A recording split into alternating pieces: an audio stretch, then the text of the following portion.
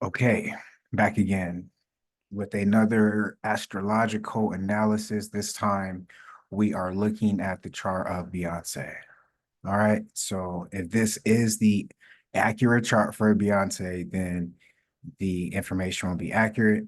So have that she was born September the 4th, 1981, 10 a.m. in Houston, Texas. Okay. So as you can see, I pulled up a date here. Um, and for me, this is just astrological practice, which I do pretty much every day. So just you when you're working with transits in a whole house system, you want to look for what could potentially be important dates. By doing this, this helps me to see important world dates, like things that could happen on a world stage. Okay. So let's get straight to it.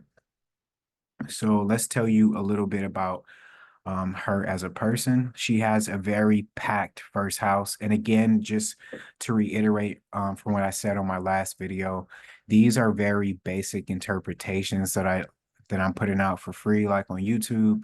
If you want to dive deeper or learn more about astrology, you can always sign up on Patreon. Click the link wherever you're watching this in the info, click the link, my link tree, and click the Patreon, sign up for the basic level so that way you can get in the next round of astrology classes, or book a reading with me by going to astro5d .com.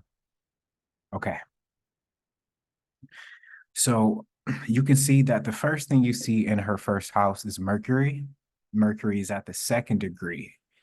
Okay, so Mercury conjuncts with her Saturn, and her Saturn's at the ninth degree.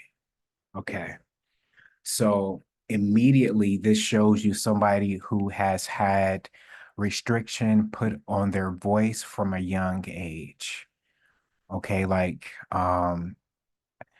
as like you can't really speak as you want to. You can't really be outspoken because that restriction comes for the father, because Saturn represents the father. So her father was putting restriction on her voice, but her voice is the first thing that she was known for, right? It's at the second degree, and it's in a Venus deacon in Libra. So her voice is the first thing that she was known for. Her Mercury sextiles with her North Node and Leo, right, at 0 degrees. So when your North Node is at the 0 degree, it is of the most essential importance that you follow through with that North Node, because it's brand new energy with you, and it's a very like urgent, red hot calling, and it's conjunct with Mars. Her North Node is conjunct with Mars. So it's a red hot calling, and it's meant for her to do like on a center stage, right? Because Leo calls for you to like for it to be like a take notice type of calling. Okay. So this brings about this urgency to capitalize on her voice, right? Because her Mercury is at the second degree. The second degree represents Taurus. So it's a need for her. The reason why the restriction comes for her father to put the boundaries on her voice is because he sees the potential to capitalize on her voice, because Mercury represents the voice, right? Mercury also represents Virgo. So seeing how that voice can be of service to other people, making him money by servicing other people. And since her Mercury again is forming this sextile aspect with North Node, then when it's a sextile, it's something that it's an amazing gift to you, but you're going to have to work for it to come through. So that's why the restriction came through from her father at a young age. But you can also see that Mercury is forming a conjunction with her Jupiter, with an orb of 10. So that again brings her voice on a world stage with the blessings of Jupiter reaching overseas because Jupiter represents overseas, right? Jupiter represents it what do you it represents? It rules over Pisces and it rules over Sagittarius. So when it Sagittarius brings about that foreign reach, right? Like foreign contracts, because all of this is taking place in Libra, and Libra is known to bring about like contracts, right? But also going back to her father putting that restriction on her, you can see like with this type of let me drink some water 1 second.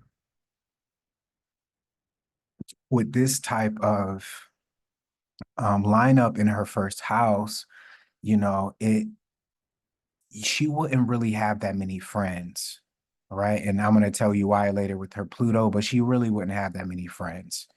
Okay. And so with Vesta being there at the 15th degree, again, Vesta is like that burning desire from her father because her Vesta is conjunct with her Saturn. So it's that restriction coming in again. And since her Saturn's at the 9th degree, it's like, and it's conjunct with her Mercury, it's like that higher study. Like, I need you to focus and to make your voice the center of your higher study. Like, you don't need college, you don't need all of that. Like, your voice needs to be your higher study, right?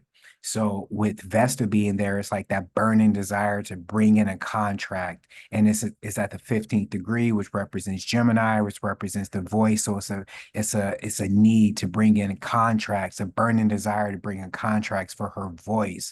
And her Vesta is conjunct with her Venus, and her Venus is at the 20th degree. So it's a need to bring in contracts for other people's money because the 20th degree represents Scorpio. Scorpio represents other people money. And since it's Venus, Venus represents how you make money. And since Venus is in Libra, is how you make money and rooted in contracts like a music contract, right? And since it's her Venus is conjunct her ascendant, then all of this is all that she has ever known. It's all of her. It is all of her. And it's conjunct her Pluto at the 22nd degree. So Pluto is obsessed with anything that it touches. So since this is literally her ascendant with the orb of two that separates them, and this is her legacy.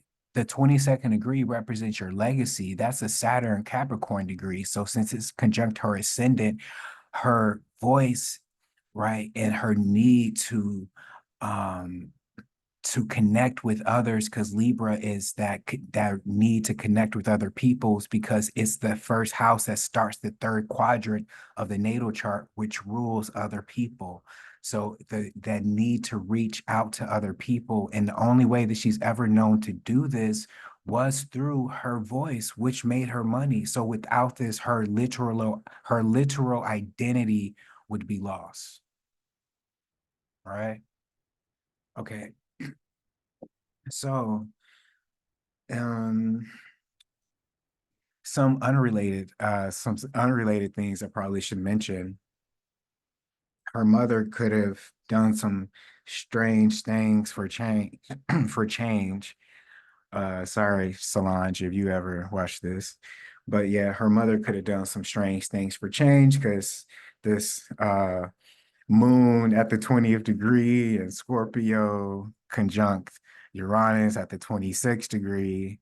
You know, you put those two together, the moon at the 20th degree, the 20th degree represents Scorpio, represents the sexual parts, and it's in Scorpio. So it's this hidden element of making money because it's in the second house, right? And since it's uh conjunct Uranus at the 26th degree, Uranus represents like charity, like benefactors, right? And the 26th degree is a Taurus degree, like how you make money. So that's a way that her mom could have made money, but I'm not gonna get too deep into that because that's not why we here. Also, her actual twin flame could have been kept secret and blocked by her father. Um, what else should I point out here? Some important dates I would like to point out would be November the 22nd. Okay, I'll get to that in a second. This year, she is 42. So this means that she is going to be in her eighth house profection year. So as you can see here in her eighth house, she has, I'm just flipping through my notes here that I wrote earlier. Just she is, she has Chiron at the 22nd degree. Okay, retrograde. She has Priapus at the 6th degree retrograde.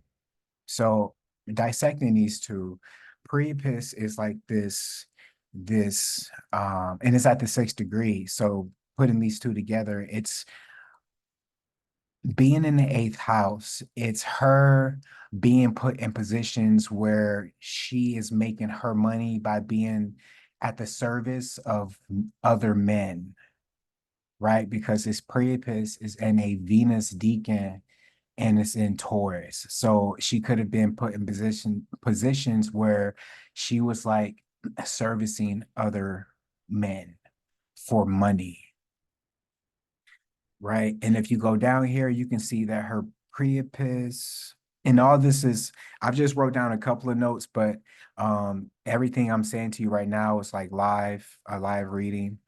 Um, so her Priapus is forming a square with Mars and a trioctile with Neptune.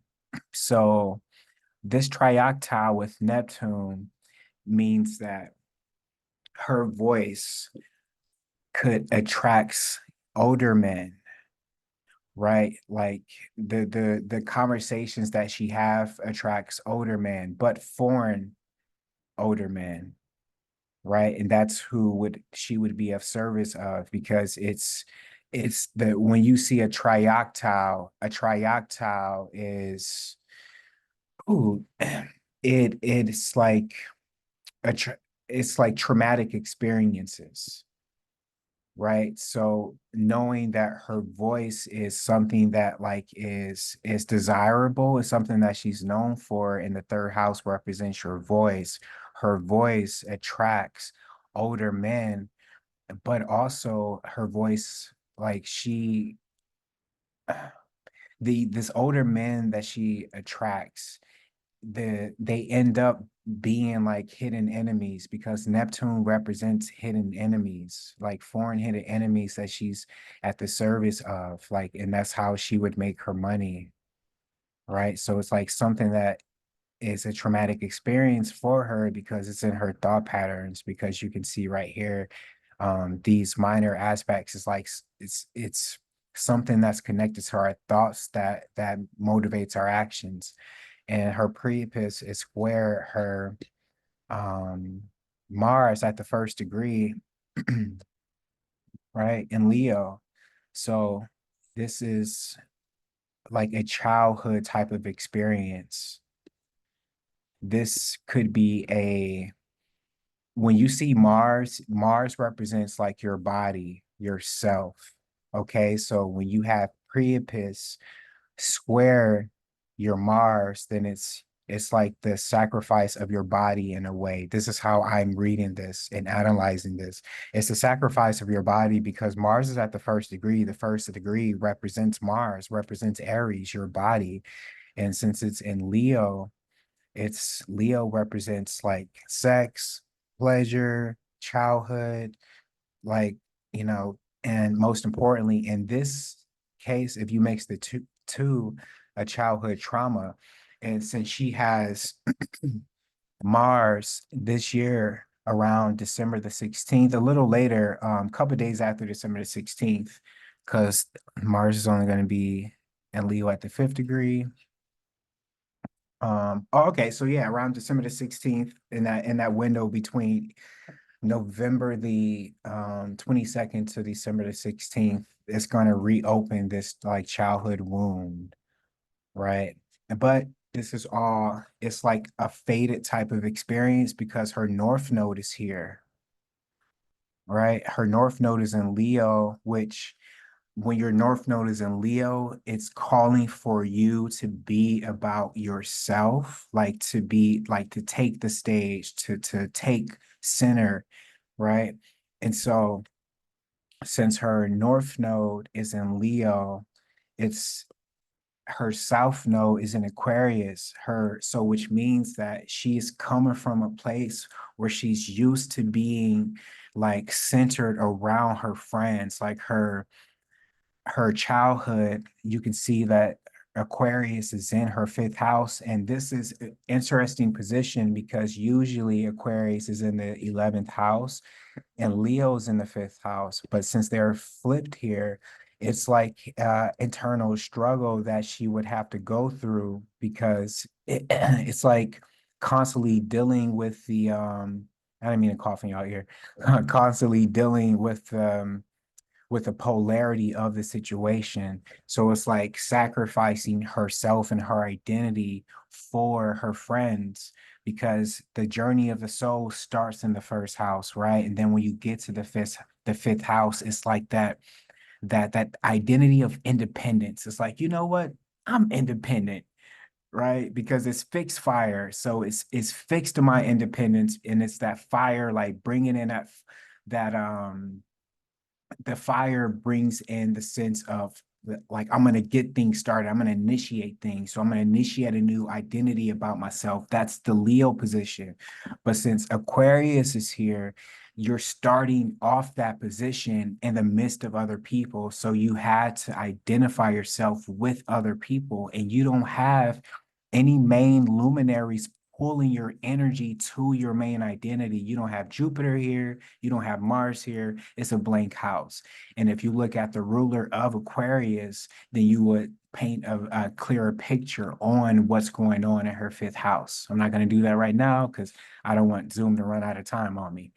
Um, but yeah, like her identity is like rooted in other people, the service of other people. So that's why in this life she's being called to center herself around like the groups that she's in, but making sure that she forms her own identity. Mars is there. Mars represents your body, yourself, your identity. So when you merge Mars and when you merge Leo, it's bringing the two identities, like the I am with the self independence, right? Bringing those two together and having that being part of your calling, your fate here, right? And so since Priapus squares that and she's in her eighth house perfection year, this is going to reopen like a situation that it could remind her of a similar situation that she went through where she lost that independence, right? So she's going to have to stand up and bring about that like Sasha fierce independence that she could have embodied because of this right here, right? But also, this wound is going to be reopened because once Priapus, she's going through her Priapus return, right? Her Priapus return is going to start and then it's going to make its way back over to Chiron. So that could be fatal because her Chiron is at the 22nd degree. So it's like that Priapus energy could carry itself over to that wounded healer energy where she is having choose to choose herself, like what she aligns with, her values, her morals, or, like this black male situation that she could be put into. Okay. And for that, let me go to my notes. So let me drink some water here.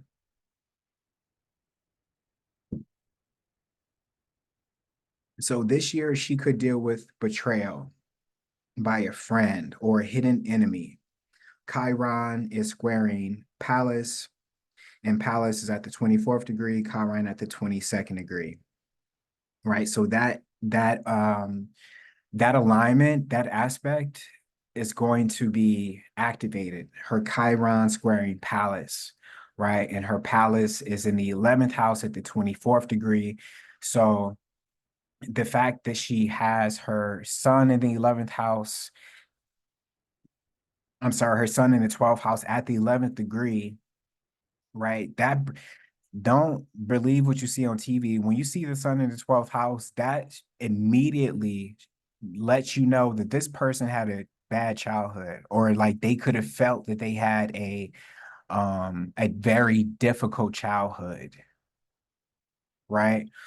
And you can see it's conjunct Ceres. So yeah, it's I don't want to dissect that right now because that's not the main issue, but yeah. So with this palace in her 11th house, it's a hidden enemy. Like she's like constantly in circles where she is put around people who are just not vibing with her, like purely jealous of her and only around her to form like calculated type of moves on her. But at the same time, since this energy is around her, it can also be in her. So she could also be a very calculated person with her friends, or but her friends wouldn't know that she's calculated because her palace is at the 24th degree.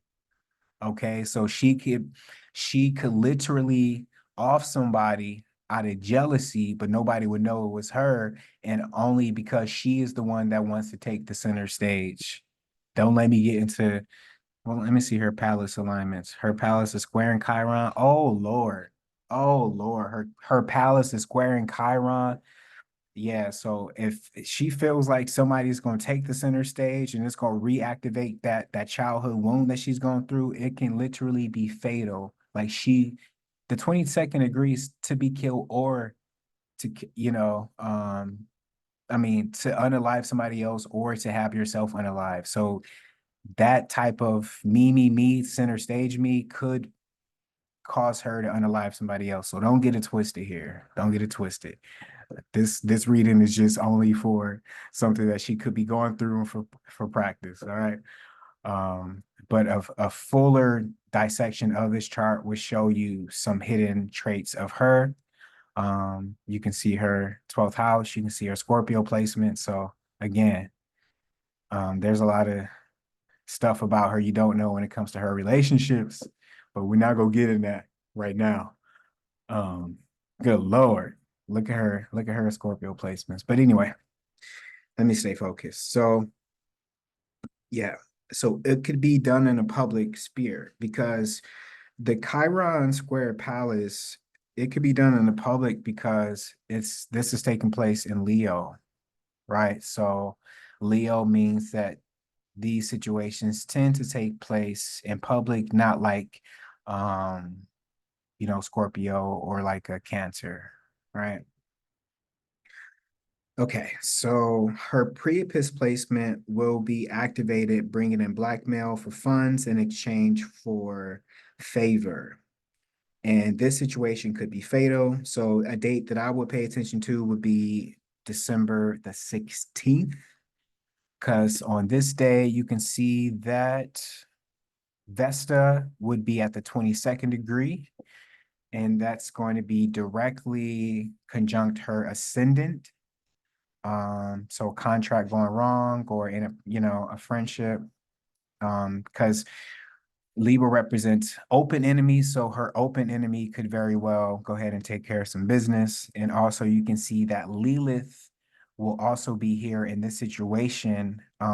So Lilith would be at the 18th degree, conjunct Vesta at the 22nd degree, which would be conjunct her ascendant, conjunct her Venus, conjunct her Vesta, conjunct her Pluto at the 22nd degree. So December the 16th is a important day to watch.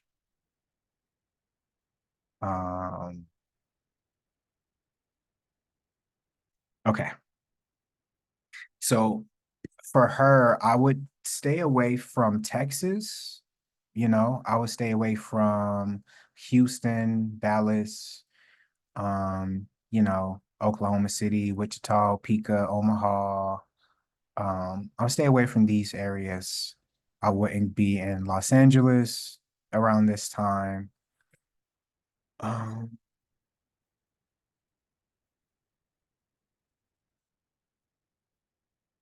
Hell, I would just stay home. Okay. Let me hurry this up before I run out of time.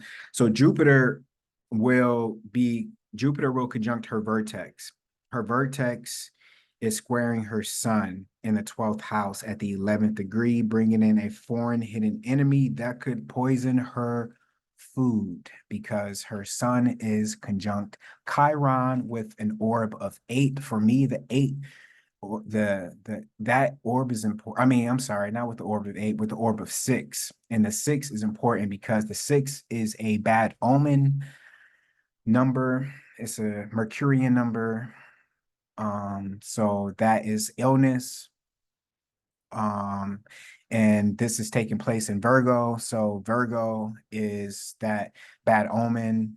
It rules the house of bad omens. So, and it usually rules like your health. So with Jupiter conjunct her vertex, but her vertex squaring her sun in the 12th house and her sun conjuncting her series, this could all the reason why I say this could happen is because vertex is it's like a fated calculation point, meaning that if it's there's a death in the family, like if you go through like a major life milestone, like a major divorce or breakups, something major happens in your life, then it can activate your vertex. But the reason why her vertex is important is because her vertex is in the ninth house at the ninth degree, which means that it brings about this divine alignment, which is inescapable, really. And since Jupiter is there, the ninth house is ruled by Jupiter. So if Jupiter is there orchestrating this alignment, then it's in a sense it's taking place in Gemini, then it's like the reason why you can like stay home and the person would drive to you, right? Um, could also be orchestrated by your sibling. I don't know their relationship, but I just wanted to add that in there. I'm sure they're straight, but I just wanted to add that in there. Since she is in her eighth house perfection year, and the Lord of her eighth house is in her first house, conjunct her ascendant, the transitions to her Chiron and Priapus will bring up old wounds, which I brought up earlier. For example, somewhere around, I'm just reading what I wrote down, somewhere between November the 22nd and December the 16th, an old situation involving childhood sexual abuse by an older man that really put her mind could reappear. And this really put her in the mindset of being used by insecure men at a young age in exchange for funds and leisure. Let me see how I don't know how I'm doing on time, but is there anything else that I should I wouldn't say that she's a selfish person, but she really doesn't have anything in her life that's calling her to be of service to other people. But if she were to do like some humanitarian work, you wouldn't know because Pisces rules her sixth house. So the things that she likes to do for other people, she keeps on a hush. So if she makes like large donations, then it will be done like on the hush, right? But also like it would be done for things like prison, like prison reform, um, hospitals, nurses, that type of thing, mental institutions like or mental illnesses. Okay. Um, her midheaven is in Cancer, so it's really it's really her calling. Her midheaven is at the 21st degree, so it's really her calling to have this nurturing energy. I won't go too much into this because I'm running out of time, but let me just see if I can see one. Yeah, so her midheaven is sextiling her Chiron. So again, this will put her in situations where she is nurturing older men in exchange for funds. Do I have anything to, let me see. Anything else?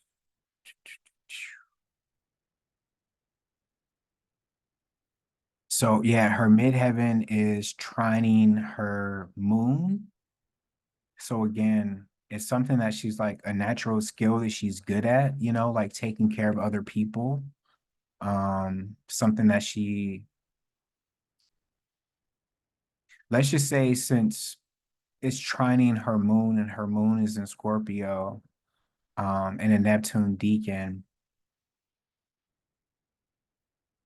there's a lot with her that's done in secret that is directly related to how she made it to where she is today. I won't say too much of that into this video because I don't know how much of what I could say can get me banned. And I don't like to air out too much of people's Scorpio placements. But let's just say her relationship, um, plural relationships, um, it's it's connected to her leisure. So it's how she likes to enjoy herself. And everybody has those vices, those leisures, the pleasure in our life. And we are not ones to judge anybody else's pleasures. I collect books. That's my jam. I read them, but I just collect them. I don't like to give them away. Anyway, it's not about me. Um, all right. So I think considering the amount of time that is going to be, let me just scan her natal chart one more time and see if there's anything else. Because usually I see something when I'm done and I'm like, oh shit, I should have said that.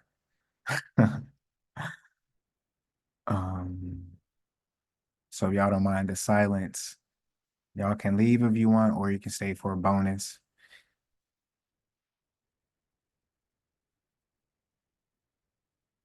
I will say that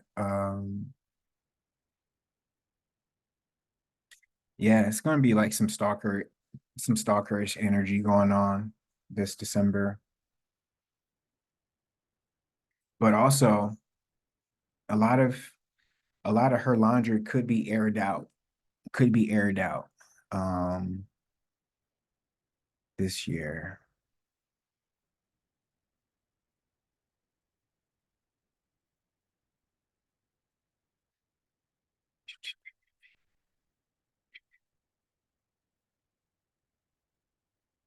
She's going to have the sun um transiting her part of fortune and transiting her Neptune. So when the sun hits the 22nd degree in Sagittarius, conjunct her Neptune, I will look for something with her music around this day, maybe like a foreign release or just something taking place with her music coming out like a single or let's see, this in a Sun Deacon. Yeah, could even be something for children. Can be like some type of church music, gospel music, right? But yeah, something foreign. Uh,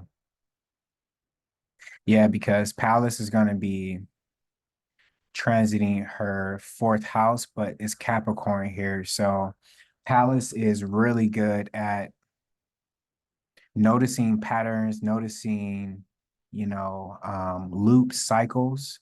So it's going to be like looking for things that have worked in the past, but looking for like it's going to be a something that's very calculated that can carry her that can like carry her future because again, she doesn't have anything in Capricorn, You know, she doesn't have any in her fourth house. So that says a lot about her family, matter of fact, but I'm not going to get into that. But since Pluto is going to be out of her fourth house and back into Aquarius, um, she's going to be using this time while Pluto's at the 29th degree. So like right now, while I'm reading this, September the 8th, they're going to be looking at, you know, to do something to use this energy for her with her music before Pluto transit back into Aquarius, to where it's like going to be more okay. So since Pluto is going to be in Aquarius, you could see more of like a digital, some type of AI. So this release could be related to like artificial intelligence, um, something for children related to artificial intelligence. Anyway, let me stop here. I'm getting hungry. So I appreciate you all staying for this astrological analysis of Beyonce's chart, just reading for this transit November the 11th through December the 16th. If you like this video, no matter where you're looking at this video, please be sure to like this, share, subscribe, so that way you can let the algorithm know that you like this page and you think other people should see this video like this page. I will see you next time. Take care of yourself. Peace.